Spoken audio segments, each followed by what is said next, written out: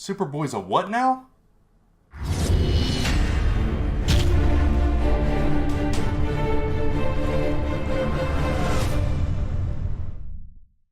And welcome back to the channel, everybody. I'm Brant. I'm Lisa. And this is Brant versus Lisa. Top 5 comics rated and ranked. This is the show where we rank and rate the books that we picked earlier in the week for our most anticipated video. Yes. And we got an announcement about this show at the end. So stay tuned so you'll know what that is. Yeah, very important about the future of this particular show. So if you're interested in that, definitely stay tuned. So, but the books that we're going to be talking about this week are Champions number 3, Young Justice number 3, Girl in the Bay number 2, Domino Hot Shots number 1, and Die number 4. Yes. So nice little mix. Got some Marvel, DC, Indie. Yeah.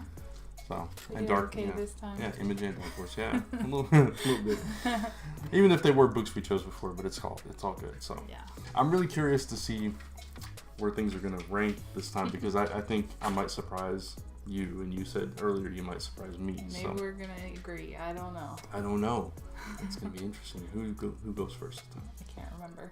Okay, you want me to go first this time? Sure. Okay, ready for surprise? Sure. My number 5, which I gave 3 stars. Girl in the Bay number 2. That is also mine. Really? And I gave it 3 stars. Wow. It totally took a dive from the first issue, right? Weird. It got weird. Right. She brought a ghost back to life. Yeah, and had sex with him. Yeah, of a musician. I don't know if he's a real musician. I don't either. And it was just strange. And then it got really weird. There was imaginary melting people all over the place, and it was not what I expected from that first issue, which was my number 1 pick that week out of everything I read, which was a lot of books. I think it might have been mine as well. Yeah, I didn't hate it. Yeah, but it took a turn.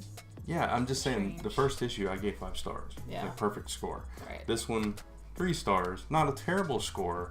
But it went in a different direction and got weird and went like your typical horror kind of thing, I think. Horror, supernatural-ish. Yeah, but if you're going to go horror, it wasn't far enough for me. True. So it just felt, I don't know. And with there only being 4 issues of it, it's kind of weird. Like, I just have no idea what this book is anymore. Yeah. So I would rather it have stayed supernatural than to try to twist into horror and not get there. Yeah.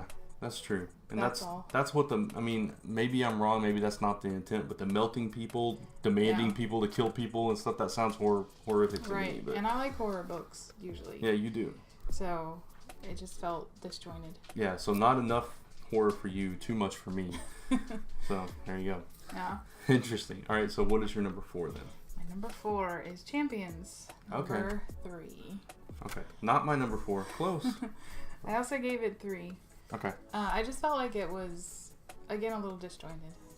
And a slow pace. Yeah. We've been in that same sort of, I don't know, that same fight, kind of, since the first issue and the stuff with Miles. We know what's going on now, and I appreciate the end. Mm-hmm. But stuff in the middle is being very slow. Yeah. I mean, should I just go ahead and talk about it? Oh. I forget how we did it. No, you can wait. Okay. So that's what I think. So that's why it's a little lower. Okay. So my number 4 is Die, number 4, which I gave 3 3.25 star. Okay. I want to like this series so much more than I actually do. I think that's the problem. Yeah. This was a better issue. I think issue 1 was okay. Issue 2 really took a dive for me. Issue 3 was a little bit better, and then issue 4 was a little bit better than that, but still just not something that is grabbing me. Yeah. And I think it's because of the pacing and the tone. It's really heavy and really slow, and I don't know. It's just not grabbing me enough. Yeah. I could go ahead and say this is my number 3. Okay. And I gave it 3.5 as well. Is that what you said? I said 3.25. So close. 3.5. I love the art. Mm-hmm. And I agree that the storytelling, again, it just feels jumpy. Yeah. To me, and sometimes I'm like, what's going on now? Yeah. It's still hard for me to follow which character, what happened to, and that kind of thing too. I can follow the characters okay. It's just, I don't know. Maybe it's because it's not grabbing me enough. I'm not as invested to learn who's who, so I'm like, when they say Angela, for instance, I'm like, okay, which girl is that? It's just, I'm just... Yeah. Every time I read it, I try to go over that little blurb they have in the beginning about who is who. Oh. Okay. But I don't know. I really like how it ended a lot. Okay. That was the best part of the issue for me. Okay.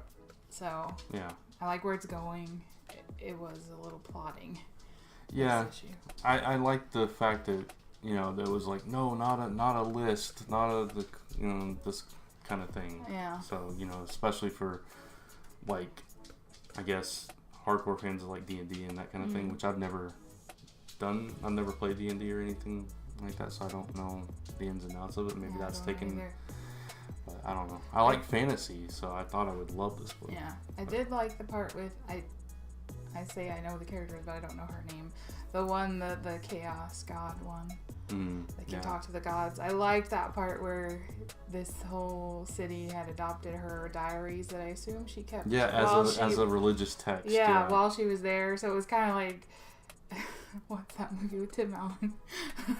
Galaxy Quest. Oh. Like they've adopted this thing that wasn't supposed to be meant. Right. Yeah, that was nice. I liked that. That was part. a nice touch. Yeah. Those two parts, the end and that part, were my favorites. There are good parts in it. It's just not all coming together for me. Yeah. So agreed. My number 3, kind of still talking about the same books as Champions number 3, which I gave 3.5 stars.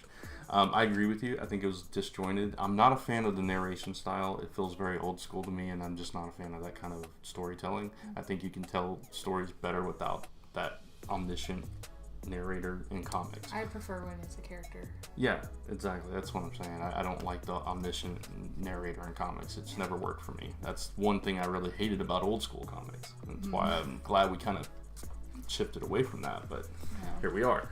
What's old is new again, I guess.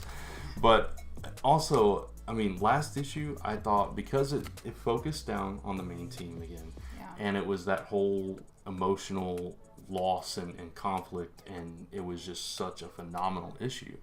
But this issue felt more like issue 1 to me, whereas it's, let's train all these newbies, why are they not doing this, and all this stuff, and just going back and forth, and then trying to get in people's heads without actually getting into their heads, and just like, this is what this person is thinking, and it took me completely out of it again. I guess that's exactly why I ranked it lower again this time, because the last issue I really liked it. And I didn't know, some of the characters seemed like they were just conveniently placed. Like the teleporter. This guy can teleport, so we need him. Right. So. And the person with wings. We just happen to be going to Warren Worthington's company, and we have a wing character. Okay. Yeah. Things like that. Yeah, that's all. I agree. All right. So, your number 2. My number 2 is Young Justice. I figured. Number 3. Okay. That's fine. I gave it 4 stars, though. Awesome. I liked it a lot better than the previous ones. Probably because it was focused mainly on Superboy and what's his name? The Speedster. Oh, good. Impulse. Impulse. That's the name he's going by again. Bart Allen. Bart. Okay. Yes. Who is Bart? He is... People are going to crucify me if I'm wrong, but I think that he is Barry's grandson. Grandson. Okay. Yes. I liked that. The coming together at the beginning. Or maybe it's like a great-great-grand. He's from the future. Okay. It might be like a great-great-grandson. I just wasn't sure. Yeah. Who he was in relation to Barry. I liked the parts with them a lot, and the way he has assimilated to where he is having to live right now. Yeah. And I didn't mind the backstory in this one. It was I liked it. Yeah. And the other characters were locked in a pit, so I didn't have to think about them too much this time. I just need to be introduced to them slowly. Okay. Because I don't know them yet. Yeah. Okay. All. Right. I just know Damien and Amethyst a bit. I know Robin, Wonder Girl, Superboy, and Impulse. I don't know Amethyst. And this Ginny Hetch, she's new. Yeah. Teen Lantern's new. Oh, okay. So they just need to... Yeah. Give us issues about that. That's why they focus more on them in the first couple of issues, I think, to kind of... Yeah, but I still don't know anything about Teen Lantern. Oh, I agree. Okay. I don't either. All right. I think it's supposed to be a mystery, though. I don't know. Okay. We'll see what happens. All right, so my number 2 is Domino Hot Shots. issue number 1. Obviously my number 1. Yeah, which I gave 3.5 stars. I gave it 5. Wow. I love that because I picked it. The only reason, okay, I got to explain this because I was such a huge fan of the Domino series, which was the same team. Gail Simone, David Baldeon. I believe David Baldeon drew the Domino series as well. And I love that. And I love her relationship with Diamondback and Outlaw. That's kind of what that series was. Okay. It was those 3. And then at the very end, I forget her name, but the Wakandan girl came in. So I really like that dynamic. The only thing that took me out of this issue was the warring countries fighting over the celestial power thing. That's the part that didn't totally hook me in. Okay. And I went back and forth. I was like, did I like this more than I'm saying? I mean, maybe I did, but I'm trying to be like critical here. Yeah. And I just, there were a lot of parts about this book that I loved. I loved Nina, which is Domino, being a fangirl of Black Widow. I thought that was awesome once she realized who it was, and she's like, oh my god. Inside her inner monologue was like, oh my god, I'm trying so hard to keep it composed. And I love that aspect of Domino, but because she's like this total bad-a kind of character, but she's the way Gail Simone writes her, she writes her like that, to where she's got all these kind of insecurities, but not really. You know what I mean? And it's just fun. Insecurities, but she can work through them. Yeah. Easily. Exactly. And I thought it was a fun issue, and it was a lot of setup this issue. I guess that didn't bother me because I wasn't familiar with the series. That's so true. It So helped it's your introduction. Me. Yeah. I thought it was, out of everything we read, the best written. The most well written, and the most cohesive. Yeah. Like I didn't ever feel lost. Right. And she introduced those characters that I have no idea who they are. Yeah. Outlaw and Diamondback, like you said, in just one little box of text. You figured out who they were. Yeah. And how their relationship was. Even White Fox, which I didn't know who she was. Yeah. And you just she's like an assassin for the South Korean government. Yeah. Okay, sure. And the Wakandan girl. I still don't know all their names. I can't remember her name. The Wakandan girl. I apologize. She was only in like a couple issues of Domino, I think, and I'm sorry, I don't remember her name. But go ahead. Oh, I was just gonna say, and I didn't even mind the introduction of a certain character on the last page. Yeah, normally I wouldn't have given it 5 because of that. I was worried that would take the book all the way down for you. Yeah. And I was like, oh man, why'd they have to put him in there? And then, yeah. I liked everything else so much that I didn't even mind. Hearing that you gave it 5 stars makes me feel like I rated it too low. And I probably did. I probably should have given it 4 stars. But as a matter of fact, I'm going to up it to 4 stars, but it'll still maintain my second pick. So it might have... Yeah, I was going to say, I agree that the stuff with Celestial wasn't as strong. Yeah. But I didn't think it took away. I will say artistically, the Celestial being, I appreciated it because it was very Kirby-esque. It was definitely a Jack Kirby design kind of thing going on with that. Yeah, it reminded me of Galactus. Yeah. Is that his name? Well, yeah, I mean, there is Galactus, yeah. There's the one in Silver Surfer. Yeah, some of Galactus. Those designs on him. Right. Some of the very angular designs. Yeah, exactly. That's kind of his thing. That's the way he did all the Celestials in Marvel and like New Gods in DC, and just that very distinct kind of style he has. So I appreciated that. Yeah.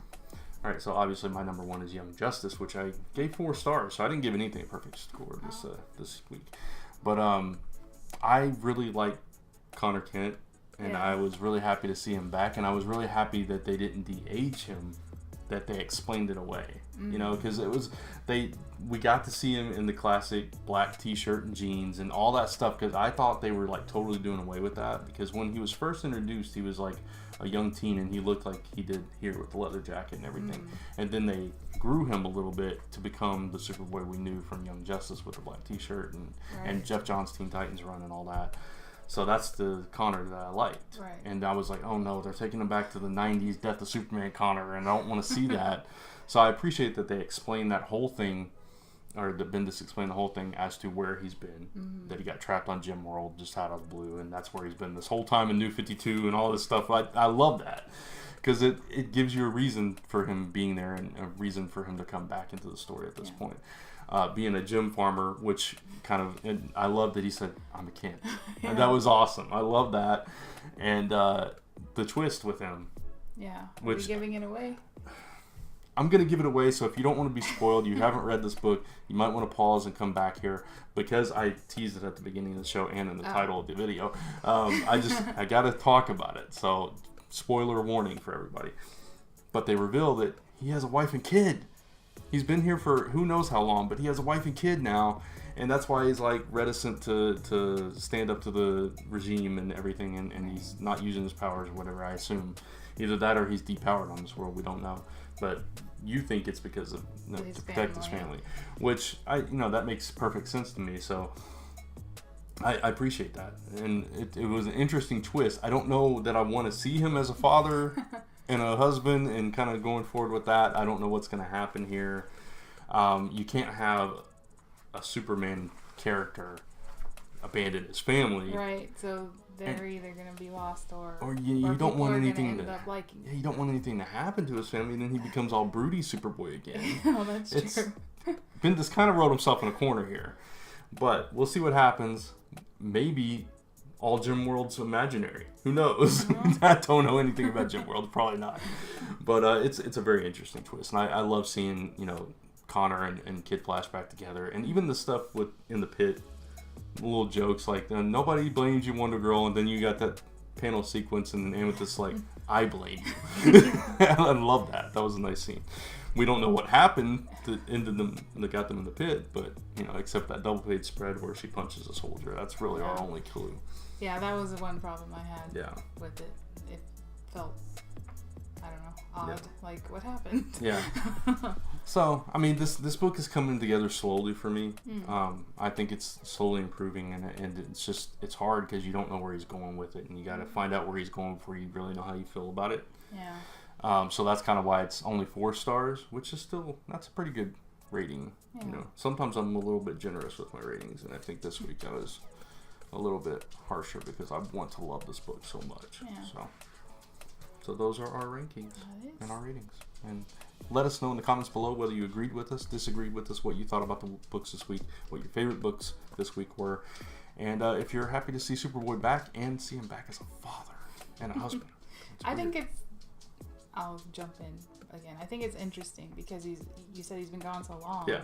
That if he's been gone that long and to have not found anyone, that's really sad. Yeah. So to have a family, I thought that was good. We haven't seen him in 7 years, right? New 52 was 5 years. We've been Rebirth for like 2 years. And he was a teenager before. Yeah, he was. Yeah. Okay. So yeah. He was on Teen Titans and all that. So yeah, we haven't seen him in 7 years, real time. Yeah. I don't know how long that translates in DC time, but yeah. So it should be comforting that he wasn't all alone. Yeah, that is true. That is true. I like that Bart kind of teased him, said, "It's funny you're still trying to pull off that jacket." That was pretty funny. I did like they gave the baby the little the spit curl. Yeah. All right, so announcement time. Starting next week, this particular show is going to become a live show. We're going to go live at 7 p.m. Central, 8 p.m. Eastern, 5 p.m. West Coast, Pacific. I couldn't think of the thing, Pacific, if you're keeping track. So yeah, we're going to try it as a live show starting next week, so definitely set your reminders and everything. I'll try to schedule it ahead of time so you guys will know and you can set reminders and all that stuff. Anticipated it's still going to remain a video, but this one we're going to try it as a live show, see how that does. So you guys can interact with us live. We'll try our best to read the comments. Maybe we'll have to sit down instead of stand up this time so I can follow it. But we'll try to interact as best we can. So we'll see how it goes and see if you guys like that format better than this one. Yeah. So should be fun. Yeah. But aside from that, if you like this video, please give it a thumbs up and hit that subscribe and notification bell so you get updates on all the content going up on this channel. And you can also follow me. I'm sorry, I had to lost my breath. You can follow me at Brant Fowler on Facebook and Twitter. You can follow both of us at Last Number Press and at Little Victories YT on Instagram. Contest giveaway is still going on. Yes. Until the 19th? I think so. Yeah. 18th or 19th. Yeah. So go check that out. Description, link in the description below. And until next time, thanks for watching. We'll see you real soon. Bye. Bye. It's the intro. I just forgot you were doing it. Okay. Compose yourself. I'm composed. That's what I always do, just stand there. Shift my eyes around. And welcome back to the channel. I'm Brant. I'm Lisa. And this is Brant versus Lisa. What? Ranked and something? No. Okay, well, what? No, I was just pausing. I couldn't remember what it was called. Start that over.